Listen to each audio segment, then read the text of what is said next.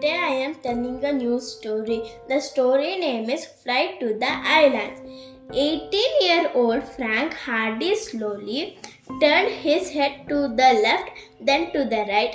He shrugged his shoulders forward and back, then winked. The flight south from New York to the Caribbean had left him with a major crick in his neck. Airline seats were not very friendly to six-footers like him and his younger brother Joe.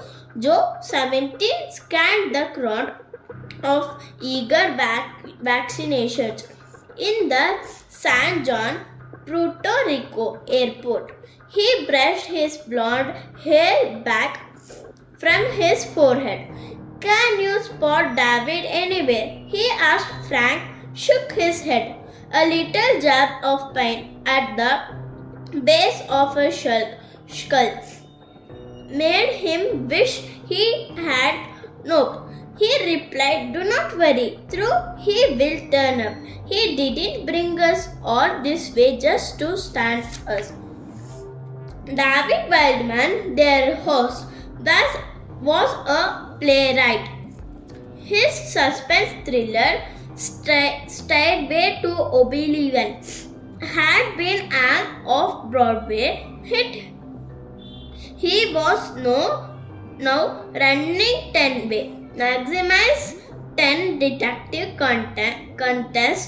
The 510J finalists were to spend a week on a luxurious yacht in the Caribbean. They would complete in solving a series of stag mysteries. The grand prize was a college scholarship. David had asked Frank and Joe to come along as expert consulants. He knew about their skill and growing fame as detectives from a fellow play. Right? They had helped. This won't be nearly as exciting as tackling real crimes, he had explained apologetically. These are more like complicated puzzles, but your experience will be enormously helpful. You will love the yacht, the Clombe Doctor and the islands are beautiful this time of year. The Hardys had agreed. Now here they were in Puerto Rico, and the Comble d'Or was waiting for them and the other passengers a few islands away. Frank glanced at the watch, then studied the arrivals column on the overhead TV monitor. David and the others should be here by now, he remarked.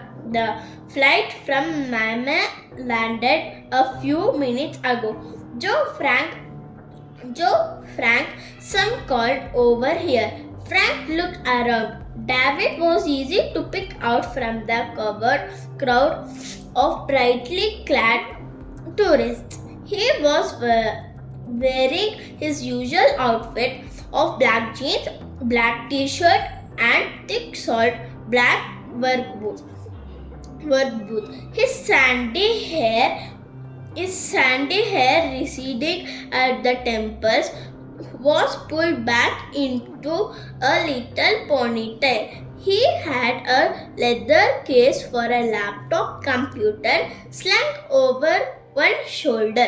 The Hardys thread their way over to him. He put his hands on their shoulders and turned to the little group around him. "Gang, meet Joe and Frank Hardy, super detectives," he said. "I am hopping. They will tell us about some of their cases later." Frank had looked over the list of contacts during the flight down as David them, he tried to pin metal tags on them.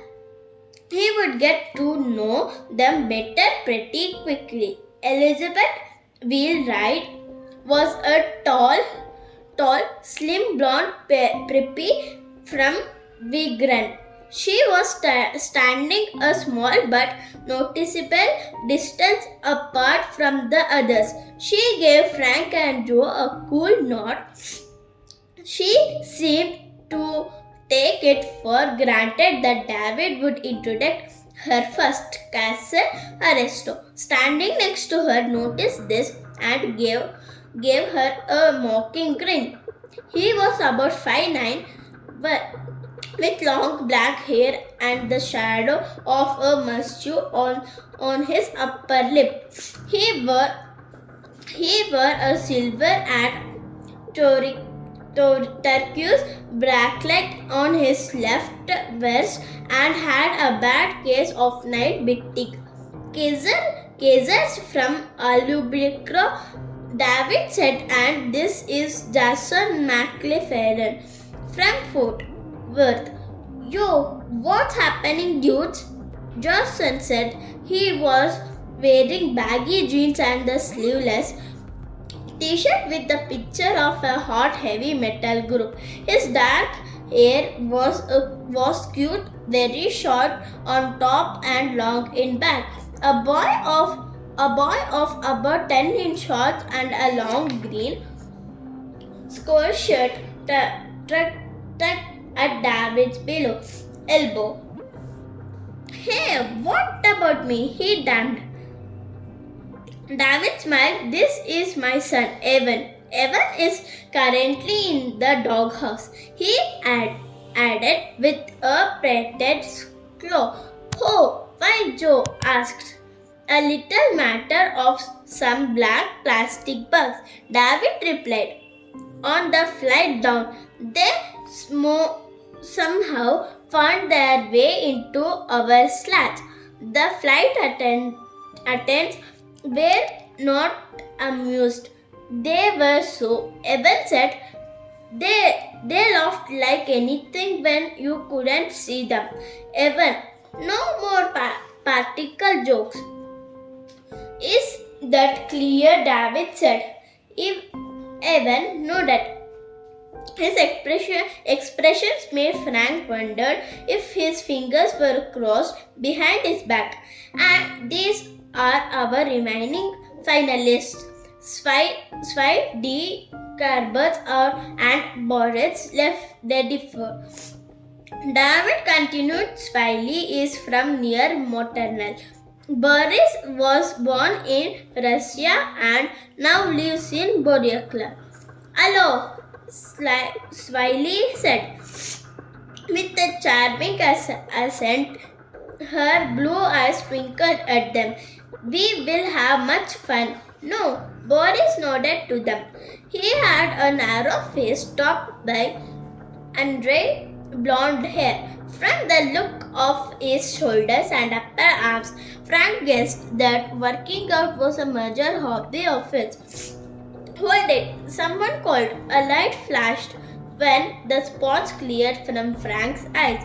He saw a guy of about 17 with straight black hair and auburn ears.